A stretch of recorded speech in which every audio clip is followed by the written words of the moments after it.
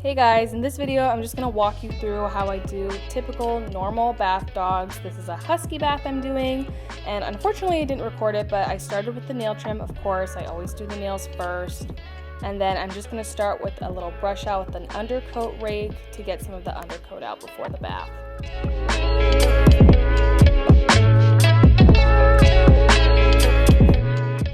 Next is getting the dog all soaked with nice lukewarm water, and this takes a while because the water pressure in my salon is not that great.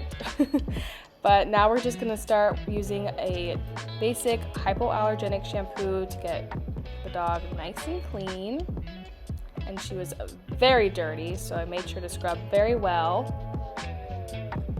And then I'm just going to slightly rinse it off. I'm not going to completely rinse it off because, like I said in other videos, I always like to double wash my dog. So after I do a quick rinse of the first shampoo, then I'll go in with the shampoo again to do a second wash.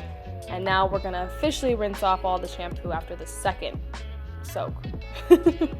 And again, this takes me like 10 years because the water pressure is just the worst. It's the worst. But you got to do what you got to do.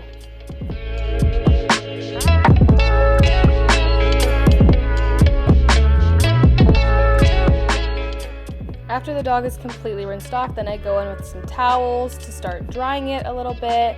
And now we're going to start blow drying the dog with the force dryer.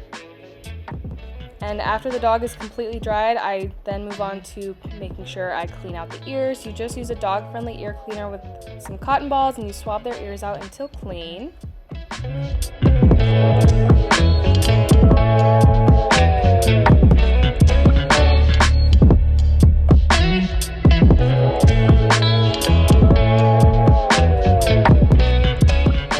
After I finish cleaning the ears, then I move on to finishing the brush out. I'm using the Kenchi Slicker Brush. This works really well on those thick double-coated dogs. I like using it on Huskies, German Shepherds, Golden Retrievers, dogs like that. It just does a really good job of getting that undercoat out.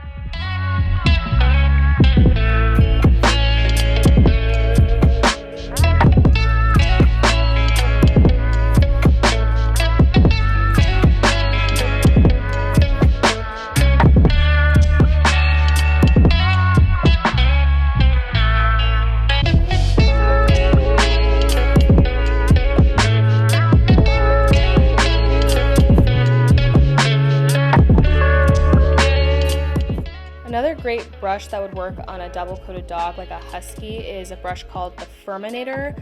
I'm not going to be using it in this video. This is just our basic bath package.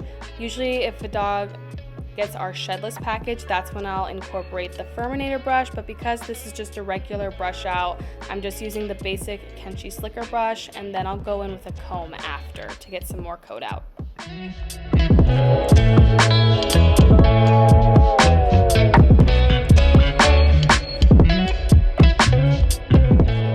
Now that I've gone over the entire body with the Kenchi Slicker Brush, I will now be going in with my metal comb. This is a tool that I recommend for every pet owner, despite the coat type of your pet. This is just something everyone should have.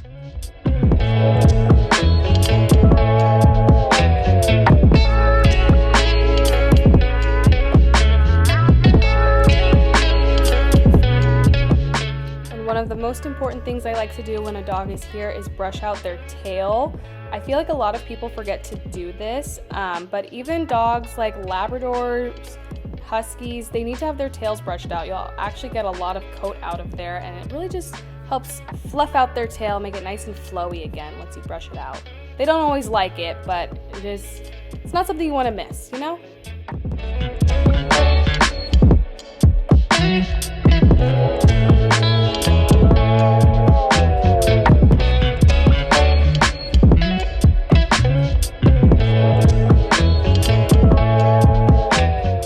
Now I'm just going in with the slicker brush one more time just to make sure I'm getting as much coat out as I can, and just to really tidy up the dog in general, make sure there's not any loose hair still on it when I give it back to the owner.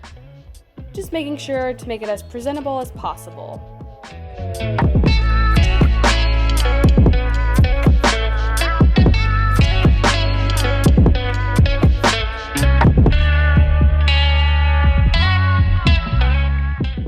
after the brush out, you're just going to go in with your favorite dog-friendly cologne and give it a nice mist all over to make sure they smell good after the bath. I'm using the Papaya by Tropiclean, one of my favorites. And something I always like to add on after is just some bandanas that I make really easily, especially during the holidays. I just feel like it's a nice special touch. And just like that, her spa day is over. I'm sure she is so relieved to go home. She's nice and clean now, no more thorns or burrs stuck in her fur, and I'm sure she feels better too, but she is ready to go home. Thanks for watching, guys.